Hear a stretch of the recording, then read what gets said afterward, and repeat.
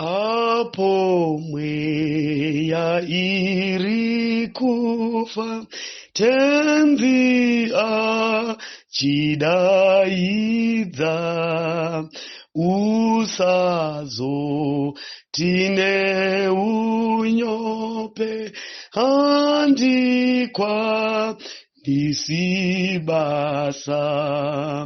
itaba sarano kupa, farira basarake, kasika kumupindura, diripa nonditume. Manera akanaka vana vaMwari, manera akanaka shamwari dzangu. Toda kutenda Mwari mukati mamanhero ano vatitendera kupinda mukati mezuva repiri romusangano wedu. Dai nyasha dzavo dzava nesu mazuva ose eupenyu hwedu.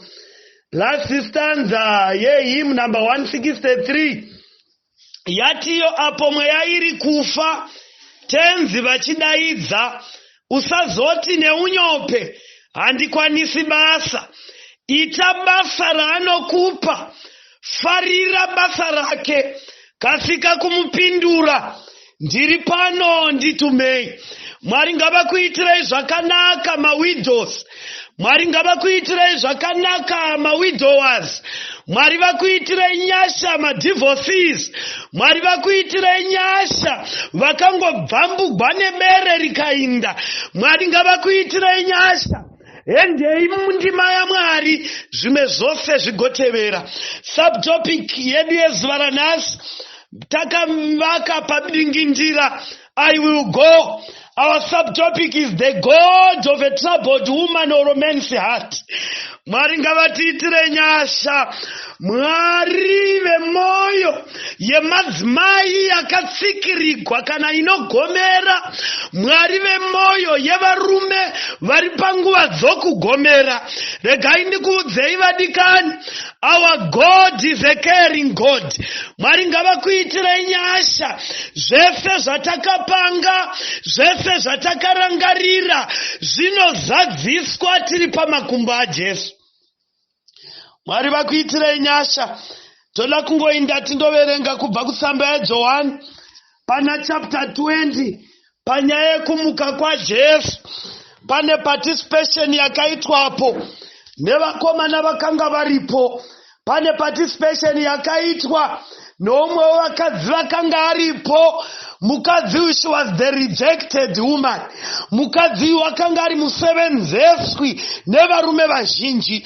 Maelders aindoponera pamukadzi uyu. Mapastors vaimuona setoilet. Varume vakawanda vanasaimba kana madzimai avo ane pamuviri vaisefa kurwadzisa mudzimai wavo vachindosevenzesa this woman. But regai ndikuudzei vana vaMwari, Mwari wedu haselekti vanhu nezvimiro zvavo. Mwari hasiyanisi vanhu. The love of God is equal to both of us. Mwari vatiitire nyasha. Hatina position muupenyu dzinotiita kuti tive takasiyana navamwe. It is not being married that makes us pure and holy before the Lord, but nyaya yekuda Mwari nokundomiririra Mwari noupenyu hwedu nokundoshanda tinaye and become the right hands of the gospel of God, zvinoita kuti tive neukama naMwari. Musanyengedzwa. Kudenga kunyangwe vasina kurovogwa vachange vakazara. Kudenga kunyangwe vasina kurovora vachange vakazara. Kana Mwari vatendera kuti pabhasera remarriage panyika ino, toti Mwari ngavavongwe. Asi zvakadero zvisina. It is my prayer, my brothers and sisters, we are heading home. Ende nguva hapasisina, nokuti She wedu unovuya asinganonoki. Pane nyaya iri pana John chapter 20. Jesu wavigwa. Zuva ranga akatarisigwa kuti unofanira kumuka. pane mwe mukadzi wakava ne sleepless night and hana pamwe paaigona kundozvimiririra because the love of a life was gone. Regai ndikuudzei vasikana, upenyu kunze kwemarriage runoraramika. Regai ndikuudzei vadikani, Maria Magdalene wakanga ari chiseko chenharaunda. Ukaverenga komendari yechapta yaMaria inotiyo Maria wakanga asingaindi patsime nguva dzinochera vamwe, waichera mvura pama-odd hours. Nemhaka yei nokuti she was a mockery to those with their own husbands. But regai ndikuudzei panyaya iri panapa, vose vaiva nevarume vavo havana kundoapiya panyaya yekumuka kwaJesu. Vose vakatomborova Maria nokuti wakanga atorwa navarume vavo. They did not appear panyaya yekundopetwa kwenyaya dzaJesu. Gesi ndiani wakanga aripo? Maria was there. Vana maigwenene vari kudzimba dzavo. Regai ndikuudzei vadikani chimwe chokwadi, Mwari havhundusigwi nestatus musociety. Mwari havavhundusigwi nemurume mujaindi murefu une mukadzi murefu mujaindi unotaura zvine senzi zvakadzidza achikudubura mavhoko. Haavhundusigwi neizvozvo, but Mwari unovhundusigwa nemoyo wazvidurura pamberi pake. And there was Maria, muguta rakanga rina namaidoka vazhinji, muguta rakanga rine varume vakawanda. The elders were there. Aini ndo panondinesa nyaya yaMwari. Mukatarira panyaya yaMwari avo wakashanda nezvakazvidzwa. Saka Maria, verse 1 ya chapter 20 inoti, zvino nomusi wokutanga wevhiki Maria Magdalene wakaenda kubwiro mangwanani. Kuchakasviba akaona ibwe rabviswa pabwiro. Wakamanya akaenda kuna Simon Petro nokuna mumwe mudzidzi waidikani. NaJesu akati kwaari, vabvisa Ishe mubwiro, hatizivi pavamuisa. Amuri kuona here vana vaMwari?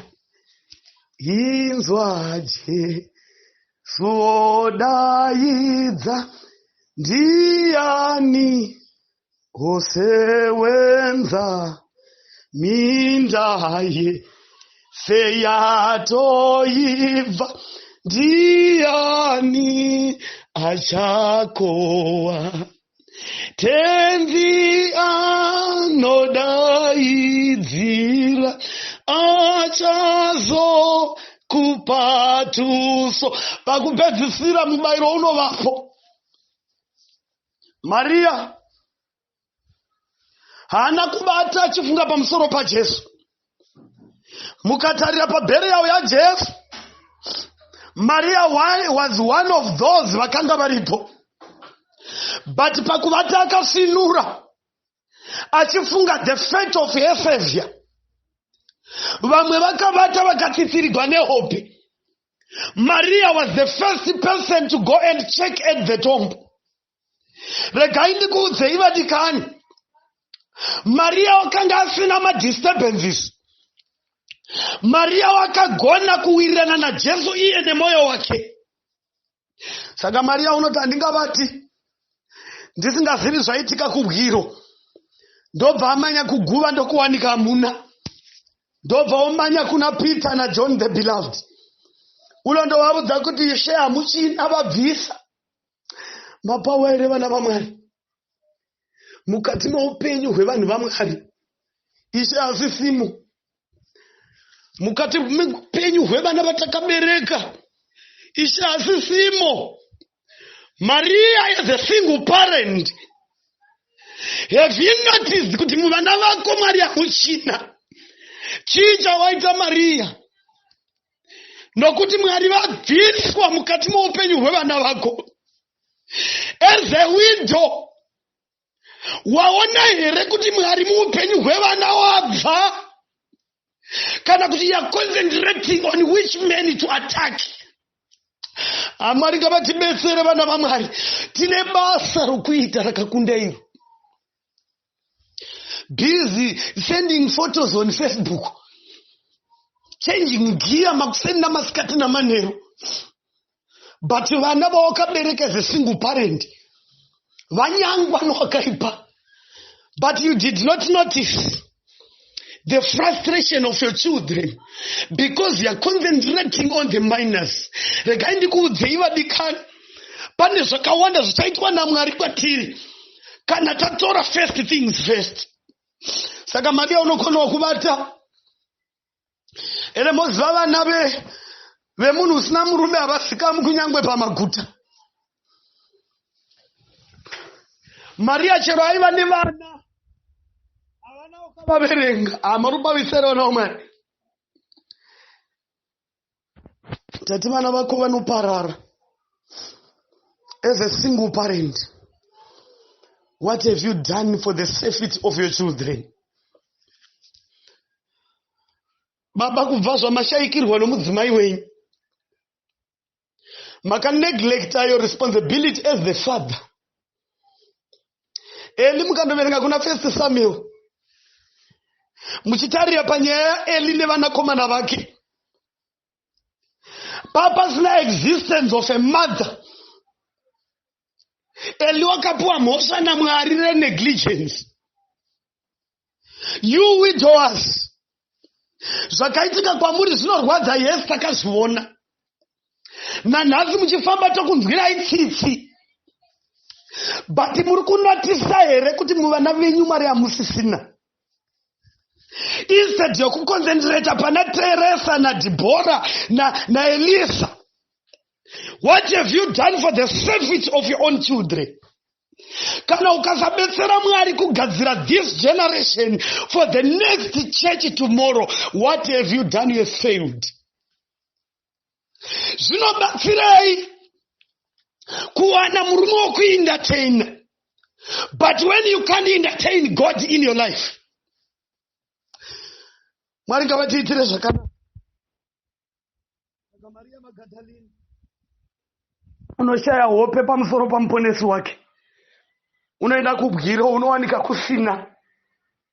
Mwari ngavakubetserei single parents. Mwari ngavakubetserei widowers. Mwari ngavakubetserei. Pane patakazvinzwira tsitsi kusvika pakukonewa kunurture the spiritual life of our sons and daughters.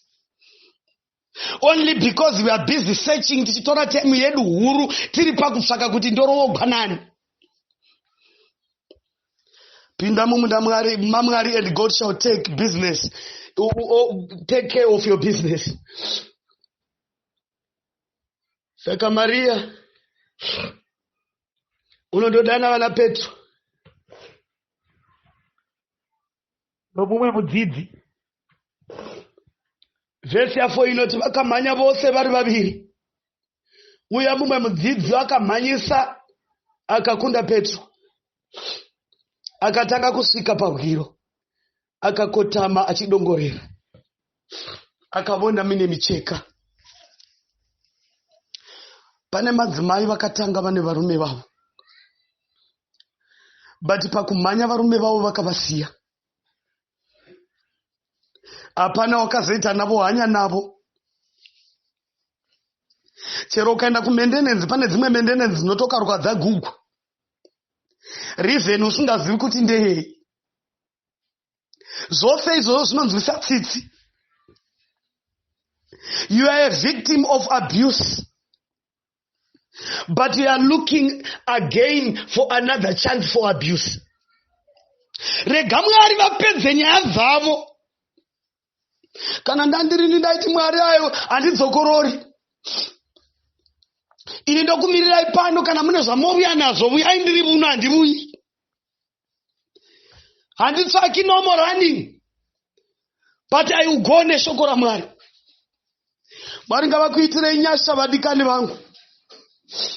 Mwari ngavakuitirei nyasha. Maria waita sympathy. Handigoni kugara pano vana Peter vasingazivi kuti Ishe wabviswa. Unomanya unondovavudza.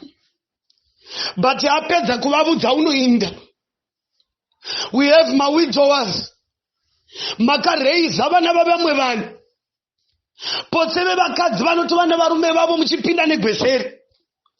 You have been used to let go vana vavo vachienda kumauniversities, but wakarejecta vana vako vari kumusha kwomukadzi. Vana vachigara kumusha kwamai vavo vakafa without even a bar of soap. But for so many years you have wasted your resources.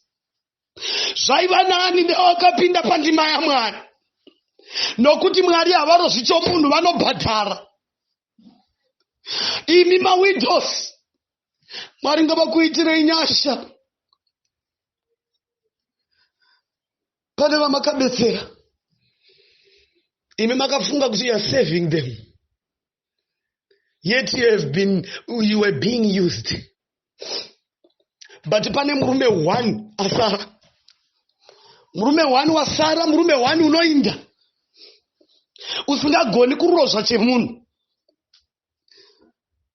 Fall in love with him. The man is Jesus. Mwari ngavakuitirei nyasha. Mwari ngavakuitirei zvakanaka.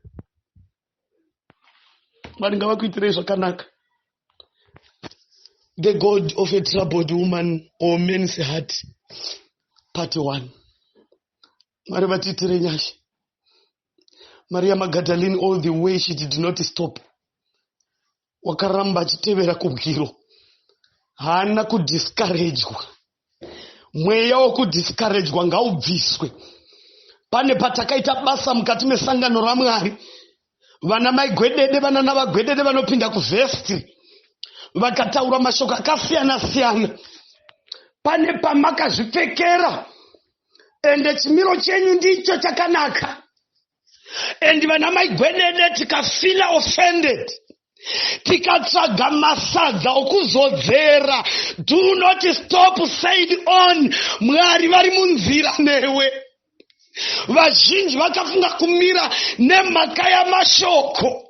Regai ndikuudzei shamwari dzangu, kwamuri mashoko haperi. Nemhaka yekuti vanofungidzira kuti ndo kune bikiro raSatani, but they should be ashamed of themselves. Apo pavachavona Jesu achizviratidza kune zvakashorwa navanhu. Rambai muchifamba. Mukati mezuva ranhasi, regai tinamate. Part 1 tiisire pano. Kuna Baba vedu vari kudenga, namuponesi wedu Kristu Jesu, nokuwadzana kwomweya mutsvene, tinokudanai panguva yamadekwanano. Nyasha dzenyu dzakatiringana, maita enyu nemhaka yeropa pamuchinjikwa. Honai mawidowers awo vakasevenzeswa, pakupedzisira vakasara vasina chava nacho. Tarirai mawidows awo, vamwe vakasigwa wealth navarume vavo vakashaika, asi pakasvika madzenga kuzobvanzura nokuparadza ufumi hwakasara. Iye zvino vari kushambira mukutambudzika.